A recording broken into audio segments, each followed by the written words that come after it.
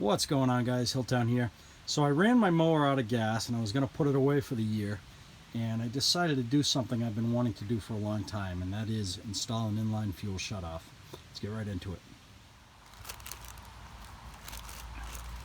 I went down to my local small engine shop this morning and I picked up a universal fuel shutoff, part number 205841, and it's a straight line cutoff. In other words, it doesn't have a 90 bend in it.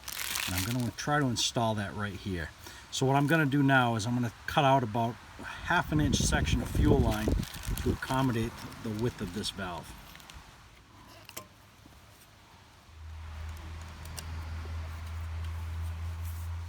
Okay, I got my line cut, trimmed up as best as I can. It's kind of tight working quarters, so it's not the neatest thing.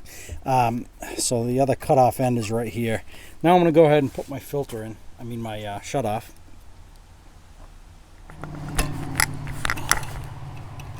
Just go ahead and slide our clamp on there for a minute.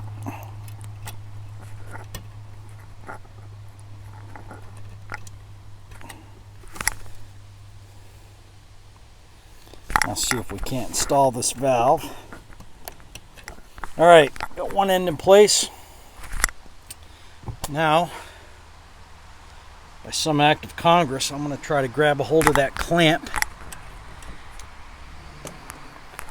and slide it on here.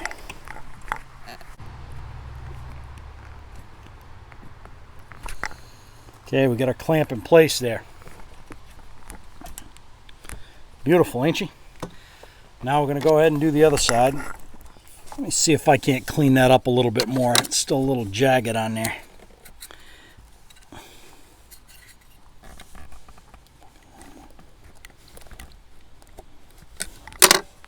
That's a little bit better. Doesn't need to be perfect because it's a lawnmower, but we don't want it to be a complete hack job either, you know what I mean? Okay guys, we got our valve in place, and in hindsight I probably should have put this thing about a ½ inch to the right of its current location, but this works and it does not interfere with my linkage here. What prompted this video is every fall, like many of us, I run the fuel out of my machines for winter storage. This thing's not going to run for 6 months, and I don't want the fuel varnishing up my carburetors, giving me a problem in the spring.